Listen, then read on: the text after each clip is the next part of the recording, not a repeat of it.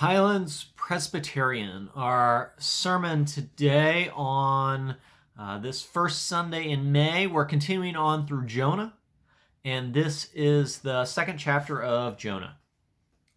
And the Lord set out a great fish to swallow Jonah, and he was 3 days and 3 nights in the innards of the fish. And Jonah prayed to the Lord his God from the innards of the fish. And Jonah said, I called out from my straits to the Lord, and he answered me.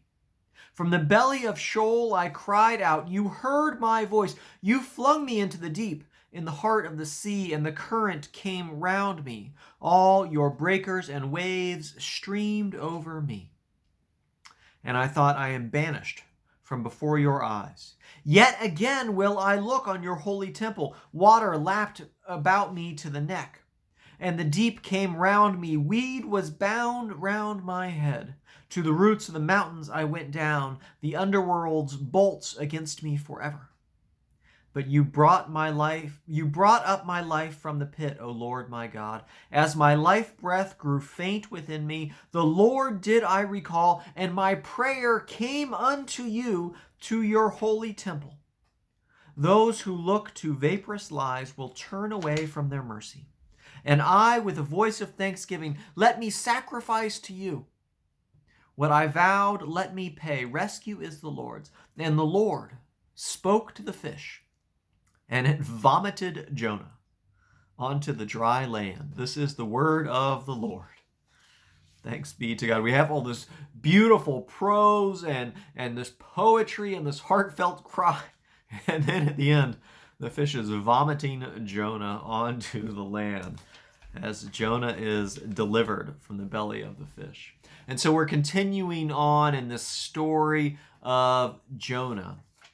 And so Jonah in chapter 1, he had gotten in this ship and he had fled in the opposite direction from where God had called him. And yet God sends this storm upon the seas, and there are these great waves, and eventually Jonah tells the other sailors that in order for them to be saved, Jonah needs to be cast into the ocean. And so they row and they fight against this, but eventually they give up and they throw Jonah over into the ocean, at which point the storm calms immediately, and the sailors then begin to worship God, and Jonah is swallowed by a great fish. And then this prayer here in Jonah 2 is the prayer of Jonah from the belly of the great fish. And it's interesting, right? In the tense in which it is sort of this past tense. It is an anticipation of the deliverance that God is going to work. And note that Jonah was there 3 days and 3 nights. And so we have this sort of familiar death and resurrection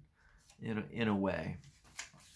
And so I was listening to the radio, and I was listening to Governor DeWine talking about COVID and about the masks and sort of the ongoing restrictions on activity. And he was saying we're so close, and so he wants to keep these restrictions in place because he feels like we're really close to the end, and he compared it to a football team driving, and they were on the 4-yard line, and you want to finish the drive. But he was talking about social distancing, and it got me just to thinking about how that has become so natural for us to be distant from one another. It's sort of become the default as we try to protect ourselves and protect one another, is that we are distant. We know how to be distant to keep ourselves safe. But that distance, right, it does something to our relationships. When we're distant, be it physical or emotional, right, our relationships can suffer for that.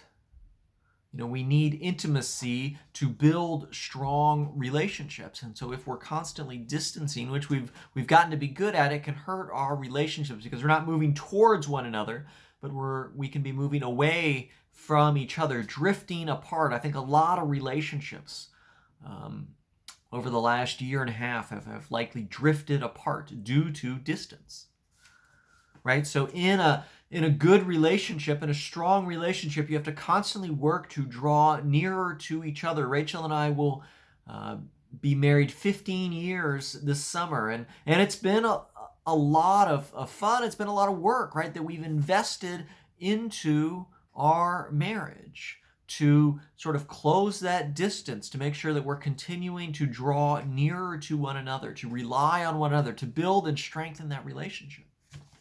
And there's all sorts of things in life where the more work we put in, we draw nearer to the goal. Maybe if you're retired, you had a retirement goal, and there was a number maybe that you were trying to draw nearer to, and maybe every year you got a little closer to that number. So you were drawing nearer to the goal. Or maybe in your career you had a goal of a position or a level you wanted to reach, and you worked to draw nearer to that goal. And the more you worked, the closer you got to it. There are all sorts of things in life where, the more you work, the more effort you put in, you draw nearer to your goal. And there are some religions that are like that too. I think a lot of them are, is that the more work you put in, you get closer to the goal, be that goal being enlightenment or whatever it may be, whatever it's called. It's the more work you put in, and that's how good or strong of a spirituality you have. It's based on the work you put into it. And I was thinking about this in relation to Jonah.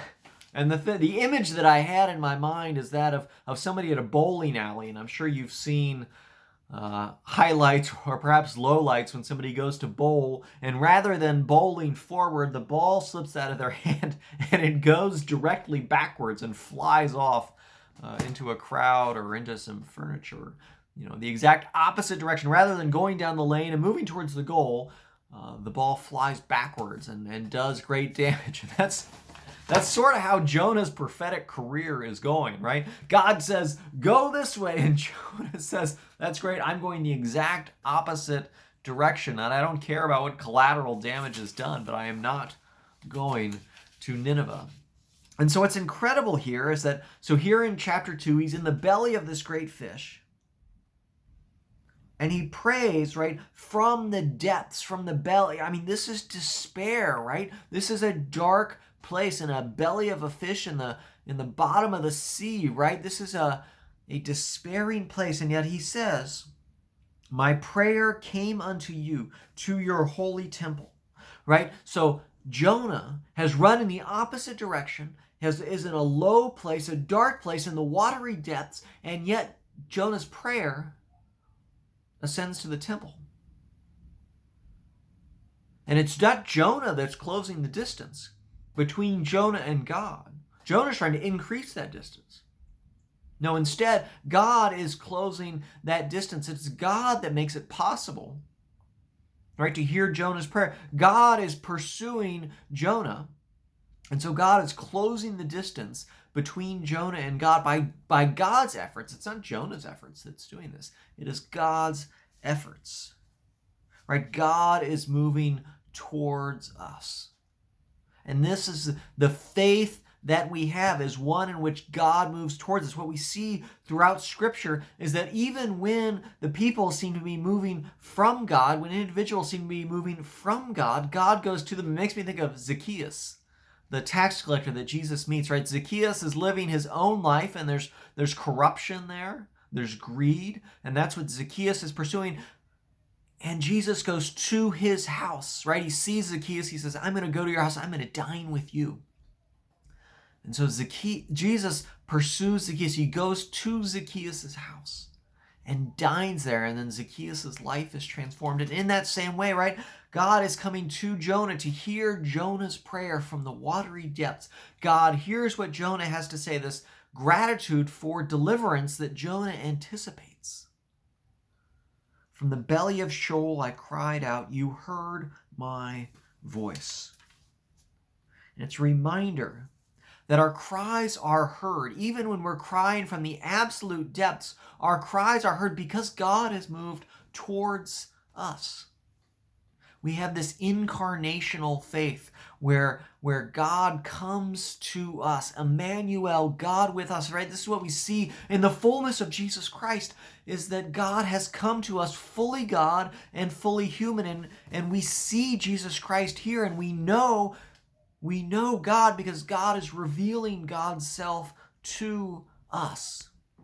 Because God wants to close the distance between us and God. So if you, like Jonah, flee in the opposite direction from God, God will still hear your prayer because God is pursuing you. God is going ahead of you. And so today in church, we're celebrating two sacraments. We're having a baptism, an infant baptism, and we celebrate, this is the same thing we're celebrating in infant baptism, right? That there's a child that doesn't know the words to cry out to God, a child that may not fully grasp, right, what discipleship is and everything that it entails, and yet we're recognizing that God comes and claims a child, that God comes and claims us before we can put words to our understanding of faith, before we can begin to live the walk of discipleship. Before we move, God moves towards us. God is the initiator. And then we're celebrating communion, right? And communion is when we see the fullness of what it means for God to come and be with us and to die for us. And that Jesus Christ, whose body is broken, whose blood is poured out for us while we were still sinners, right? Paul tells us while we were enemies of God, God comes to reconcile God's self to us. God moves to us before we can move to God, or even when we are moving in the opposite direction, God is pursuing us. And this is the prayer that we hear, right? We know that Jonah was flung into the deep, right? The consequences of his brokenness, the consequences of his sin, right? The breakers and waves crashed over him. And Jonah says, I am banished before your eyes, yet again will I look on your holy temple. So Jonah understands, right, and that even in the depths, the watery depths, the place of despair, Jonah understands that hope is not lost because God comes to Jonah. And so, friends, it's my prayer for each of us, and that when we find ourselves in the watery depths, my hope is that, right, we can look to the sacraments, these visible signs of invisible grace, that they may be a reminder to us, a reminder to you, not only today, but in the future, of how God comes to you, of how God comes to us, of how God initiates that pursuit of us. It's God demonstrating God's great love for you and God's great love for me. And so as we gather around the table today, as we gather around the font today, may we rejoice in the initiating and pursuing love of God, that no matter where we cry out from, God hears our prayer because God is pursuing us, which means, right, that's whatever place you're at today, God will hear your cry. And God comes to you.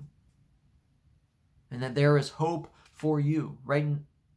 Jonah is in as bad a place as Jonah can be, in the belly of a fish, in the watery depths. And yet there is hope for him. And it doesn't mean that it's easy, right? I mean, as we see, Jonah is vomited onto the dry land. There's this violent process for Jonah's next step in faith that is painful and dirty and not sort of what you imagine that the next step of faith may look like. It's incredibly challenging. And yet, God does not give up on Jonah. God has pursued Jonah, and God sets a next step in front of Jonah. And so no matter what watery depths you are in, God has a next step for you. And it may not be easy, and it may not be what you imagine it to be, and it may hurt. But God is there, and God is in the midst of that. And through God, we are able to do more than we can ask or imagine. Thanks be to God.